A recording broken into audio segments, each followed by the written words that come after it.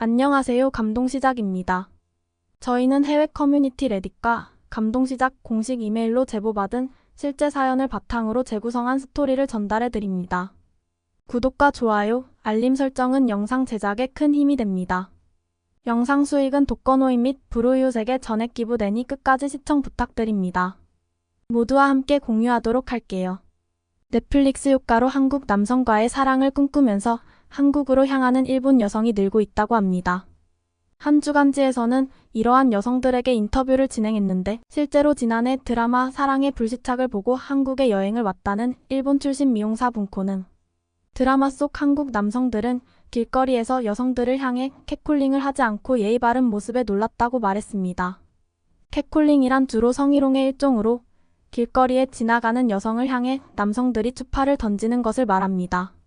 분코는 한국 남성들은 신사적이고 매력적이며 로맨틱하다, 또 동화 속 왕자 같고 존경스럽다며 항상 술에 취해 술병을 들고 다니는 외국 남성들과 달리 옷을 잘 입고 자신을 잘 단장하는 한국 남성의 모습이 멋있다고 이야기합니다. 이처럼 한국 남자의 인기가 높아졌기 때문일까요? 최근 일본의 커뮤니티에는 한국 남성을 만나서 교제하는 러브 스토리와 한국 남자친구를 자신보다 더 좋아하게 된 일본인 부모님의 사연이 큰 화제입니다. 나가사키에 살고 있는 분코는 한국 남성을 만나 사랑에 빠졌는데요. 한국 남성은 첫 만남부터 일본 남성과는 완전히 다른 모습을 보였고 이 모습이 한국인의 특징이라며 커뮤니티에서 큰 화제가 됐습니다. 해당 내용을 번역해 공유합니다. 안녕하세요. 제 이름은 분코입니다. 저는 한국에서 남편과 살고 있어요. 저는 제 남편과의 러브스토리를 많은 사람들과 공유하고 싶습니다. 지금으로부터 5년 전 이야기입니다.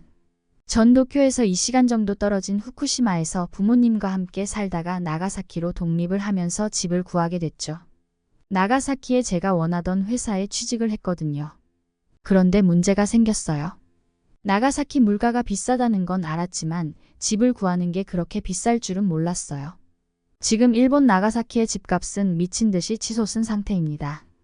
출근이 임박했고 가진 돈은 한계가 있었기 때문에 선택의 폭이 매우 좁았습니다.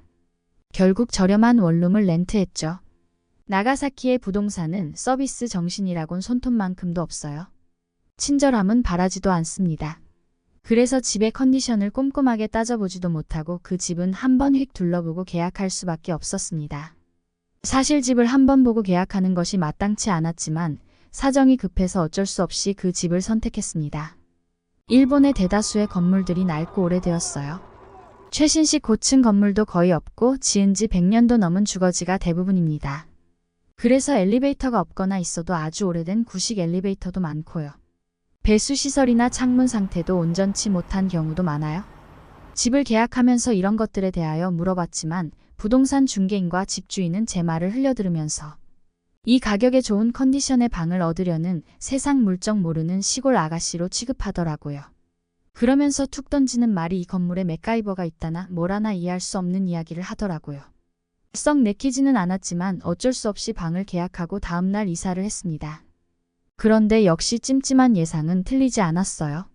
이사를 하기 위해 커다란 캐리어를 2개나 끌고 건물 앞에 도착했는데 세상에 엘리베이터가 고장이라고 종이가 붙어 있는 게 아니겠어요.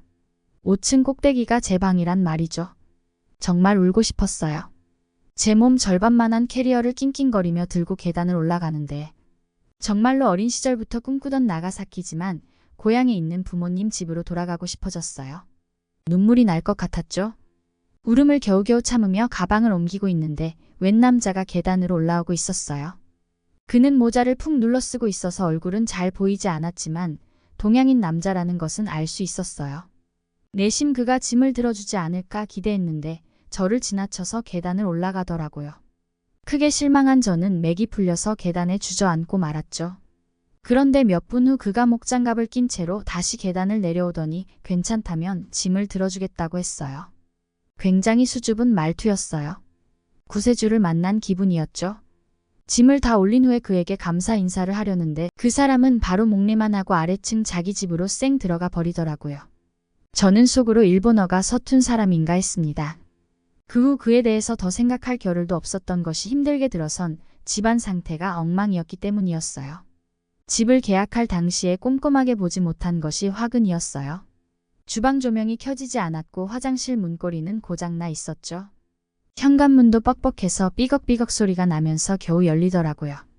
저의 고난은 여기서 끝나지 않았어요. 겨우겨우 대충 짐을 추스르고 씻으려는데 온수마저 나오지 않는 것이었어요. 너무 서러워진 저는 욕실 바닥에 쭈그려 앉아 엉엉 울고 말았습니다. 저는 문제들을 해결하기 위해 집주인에게 전화를 했고 그는 고쳐줄 기사를 보내주겠다고 했습니다. 그렇지만 온다던 수리기사는 몇 시간이 지나도 오지 않았죠. 몇 번의 독촉 끝에 수리기사가 왔지만 그는 현관문을 좀 살펴보더니 문이 너무 오래되어서 휜 상태로 오랫동안 사용해서 어쩔 수 없다는 말만 남기고는 다른 것들은 아무것도 해결해 주지 않은 채 가버렸어요. 일본이 어떤 나라인지 모르는 것은 아니지만 그동안은 부모님과 살아서 모르던 불편함을 혼자서 겪으려니 정말 너무 괴로웠죠. 취직이고 뭐고 고향으로 돌아가고 싶은 마음뿐이었죠. 망연자실 누워있는데 더 서럽게 배도 고파오더라고요. 간단히 식사라도 하고 오려고 집에서 나왔는데 아래층에 사는 그 동양인 남자와 마주쳤습니다. 그는 정말 조용한 인상의 남자였어요. 지난번처럼 짧게 목례만 하고 지나쳐 가려는 남자를 붙잡았습니다. 저도 별로 활발한 성격이 아닌데 그때 제가 왜 그랬는지 스스로도 모르겠어요. 지금 와서 생각해보면 제가 그를 붙잡지 않았더라면 한국에서 살고 있는 지금의 저는 없었겠죠. 안녕하세요. 어제 도와주셔서 너무 감사했어요. 저는 어제 위층에 이사온 분코예요.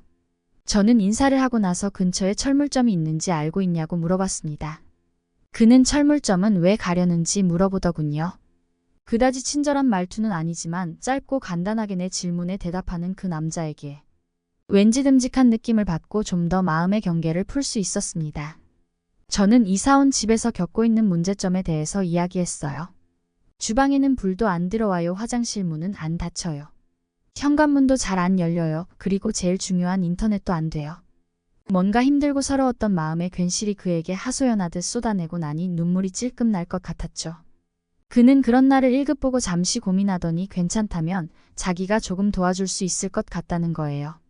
만약 이 남자가 나한테 수작을 부리는 거라면 같은 건물에 살면서 계속 마주치는 게 불편할 텐데라는 생각이 잠깐 스쳤지만 일단은 문제를 해결하는 게 먼저였기 때문에 저는 일단 그의 제안을 받아들이기로 했죠.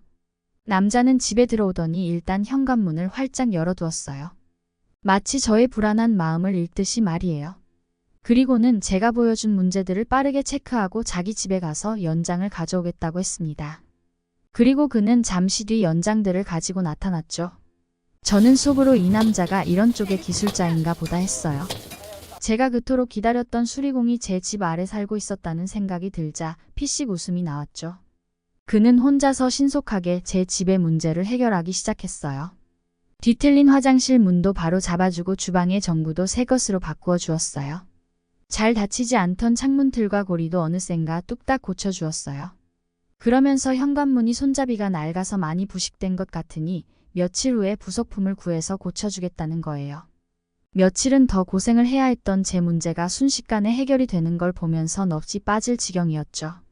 그 남자는 미처 제가 보지 못한 싱크대 수도꼭지에 뚝뚝 떨어지는 물까지 해결하고 그럼 올라가 보겠습니다. 문제가 생기면 또 부탁하셔도 돼요라고 말하고는 나가려고 했어요. 저는 저기 가장 중요한 와이파이가 안 되는데요. 하고 염치 없는 작은 목소리로 가려는 그를 불러세웠어요. 그러자 그가 웃음을 참지 못하고 피식 웃는데 참 귀엽더라고요. 이때부터였을까요? 제가 그에게 호감을 가지게 된 게. 그가 제 노트북으로 몇 개의 설정을 하니 금방 인터넷이 연결되었습니다. 진짜 무슨 맥가이버도 아니고 순식간에 뚝딱뚝딱 모든 것을 해결해 주었습니다. 그런 그에게 식사라도 대접하고 싶었지만 좀처럼 용기가 나질 않았어요. 저는 늘 그런 제안을 받아만 봤지 한 번도 먼저 남자에게 그런 제안을 해본 적이 없었거든요. 갈팡질팡하고 있는 사이에 남자는 순식간에 그럼 쉬세요 라는 짧은 인사를 남기고 자기 집으로 돌아가 버렸어요. 제가 겪은 지금까지의 일본 남자라면 자기가 도와준 일을 계기로 어떻게든 한번 데이트하려고 했을 텐데 이 남자는 참 신선했어요. 그래서 더 생각이 났던 것 같아요. 그 남자가요. 그런데 참 이상하게 좀처럼 마주치질 않는 거예요. 저는 출퇴근하면서나 외출하면서나 그를 우연히 만날까 촉각을 곤두세우고 있었거든요. 그렇게 시간이 흘러서 이사를 한 지 열흘 정도의 시간이 지나고 일요일 아침이었죠. 산책을 나가려던 저는 깜짝 놀라고 말았습니다. 아무리 열려고 해도 문이 열리지 않는 거였어요. 어젯밤에 문을 닫고 들어올 때 뭔가 문고리가 이상하다는 느낌을 받긴 했는데 문고리는 헛돌기만 할 뿐 문이 열리지 않았습니다. 아무리 힘으로 문을 열려고 해도 소용이 없었어요. 당황한 제 머릿속에 그 동양 남자가 떠올랐어요. 이사 온 날 마치 기사님처럼 저를 도와주었던 그 선한 얼굴을 떠올리자 그가 저를 꼭 도와줄 것 같은 예감이 들었어요. 창문을 열고 소리쳤죠. 위층이에요. 도와주세요. 현관문이 잠겨서 나갈 수가 없어요. 다행히 그는 집에 있었고 연장을 갖고 내려와 문고리를 떼어내서 저는 집에서 탈출할 수 있게 됐죠. 그러면서 그는 정말 미안하다고 머리까지 숙여가며 사과를 하는 게 아니겠어요. 저는 깜짝 놀랐죠. 이렇게 도와주고는 뭐가 미안하다는 건지 원래 손잡이가 많이 부식된 걸 알아서 부품을 사두었는데 제가 괜시리 수작 부리는 걸로 오해할까봐 고민하다가 고쳐주러 오질 못했다는 거예요. 자기가 용기를 내서 미리 고쳐주었으면 이런 일을 안 당했을 텐데 미안하다면서 머리를 극적이더라고요. 마치 그 모습이 순수한 남자아이 같아서 피식 웃음이 났어요. 저는 그런 그에게 너무나 감사한 마음이었고 꼭 점심 식사를 대접하고 싶다고 했습니다. 그가 쑥스러운 듯 아닙니다. 괜찮아요. 이웃끼리 돕고 살아야 조라며 거절을 했는데 어디서 그런 용기가 제게 샘솟았는지. 제가 이거 데이트 신청하는 건데 거절하면 제가 많이 부끄러워요라며 농담을 건넸더니 그는 몹시 놀란 듯 눈을 동그랗게 뜨고 저를 잠시 쳐다보더니 이내 환하게 웃어 보였습니다. 그때 저는 그의 얼굴을 자세히 볼 수 있었죠. 동양인 특유의 느낌이 살아있는 그의 얼굴에서 살짝씩 보이는 장난꾸러기 소년의 미소가 몹시 매력적이었어요. 아까 정중하게 제 제안을 거절했던 남자는 어디 가고 그는 제가 이 동네를 아직 잘 모를 테니 본인이 안내해도 되겠냐고 묻더라고요. 저는 흔쾌히 동의했고 그가 이끄는 식당으로 들어갔습니다. 식사를 하면서 그가 한국인이라는 것을 알게 되었습니다. 한국 남자들은 다 그렇게 맥가이버 같냐며 이런 기술자시냐고 물으니 그가 살짝 웃으면서 본인은 나가사키에서 예술학교를 졸업했고 그림을 그리는 사람이라더군요. 그가 자신이 하는 일을 말했을 때 나는 깜짝 놀라서 정말이라고 소리를 질렀습니다. 저는 그가 뭐든지 뚝딱 잘 고치길래 당연히 건축이나 목공일을 하는 줄 알았다고 했어요. 그러자 그는 한국 남자들은 손재주가 좋아서 자기처럼 뭐든 스스로 고치고 만드는 게 취미인 사람들이 많다고 하더군요. 그리고 다들 성격이 급해서 무언가를 고치는데 한두 달씩 기술자를 기다리지 못하고 뭐든 직접 시도하다 보니 일본에 와서 엄청나게 그 실력이 늘었다고 하더군요. 뭐든 미루는 일본 남자들과 달라 보이더라고요. 그리고 대화를 하다 보니 처음에 제가 이사 오던 날, 저를 도와주던 날 이야기가 나왔죠. 제가 가방 들어준 것에 대하여 감사 인사를 하기도 전에 그렇게 들어가 버려서 감사 인사도 못했다고 했더니 제 얼굴을 보는 게 너무 부끄러웠다는 거예요. 그러면서 얼굴이 빨개져서 부끄러운 듯 웃는데 저는 그만 이 순수한 얼굴에 반하고 말았죠. 우리는 점점 더 친해졌고 곧 연인 관계로 발전했죠. 그와 사귀기 시작한 지 얼마 되지 않아 나는 부모님께 그를 소개하고 싶어졌습니다. 남자친구가 생기면 대체로 부모님께 소개하긴 했지만 이번에는 진심으로 부모님이 그를 만나보기를 원했어요. 왜냐하면 부모님께서 가지고 있는 동양인에 대한 편견을 빨리 없애드리고 싶었거든요. 많은 일본인들이 동양인을 떠올리면 중국인들을 생각합니다. 저의 고향에도 중국인 가족들이 살았는데 그들이 너무 시끄럽고 예의가 없었기 때문에 아버지는 늘 그들 때문에 너무 귀가 따갑다고 말씀하셨어요. 저는 미리 전화로 부모님께 그에 대하여 충분히 설명을 드렸습니다. 처음에는 별로 내켜하시질 않았어요. 제가 만나는 사람은 한국 사람이다. 한국 사람은 중국인과는 전혀 다르다. 그는 예의 바르고 친절하고 배려심이 많다. 그리고 무엇보다 제가 나가사키에 처음 왔을 때 그가 정말 사심없이 저를 도와주었던 일들을 이야기했죠. 어떻게 한번 데이트나 해보려는 사심이 가득한 일본 남자들이랑은 다르며 자신의 업적을 전혀 으스대지도 않고 겸손했던 그를 말이죠.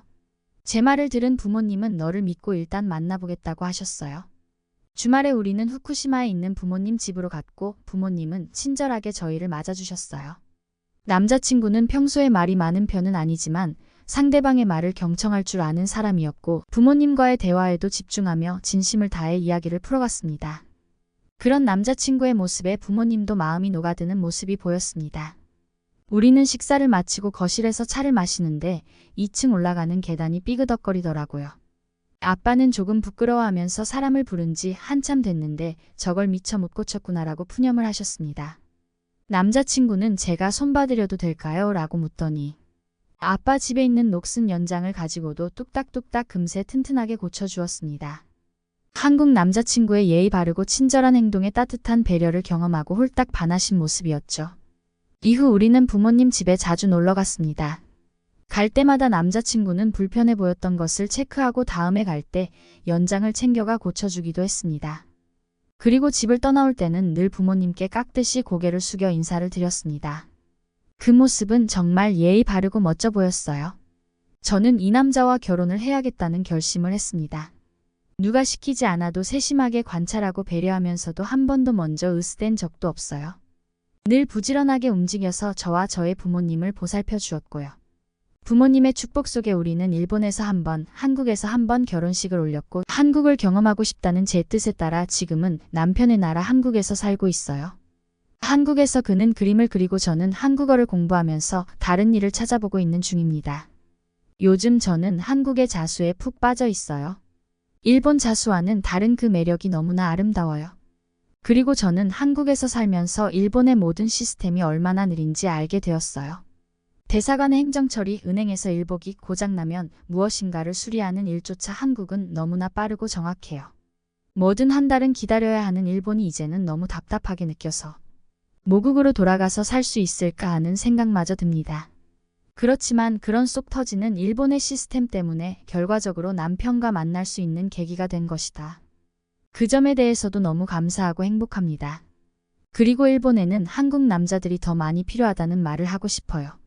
제 남편을 보면서 순수하고 다정하면서 부지런하고 뭐든 뚝딱 해내는 한국 남자들을 원하는 많은 제 친구들처럼 말이죠. 분코 커플이 한국에서 더욱 행복한 나날을 보내길 바라며 오늘 내용은 여기서 마치겠습니다. 어떻게 들으셨나요? 저희 감동시작은 실제 사연 제보를 받고 있습니다. 채택되신 분께는 선물도 드리고 있습니다. 저희의 사연이 여러분의 하루에 작은 힘이 될 수 있었으면 좋겠습니다. 지금까지 특별한 한국의 이야기를 전해드리는 감동시작이었습니다. 구독과 좋아요를 눌러주시면 영상 제작에 큰 힘이 됩니다. 감동적인 사연을 주변 사람들에게 공유하고 함께 이야기 나눠보세요. 끝까지 시청해주셔서 감사합니다. 더욱더 좋은 영상으로 찾아뵙겠습니다.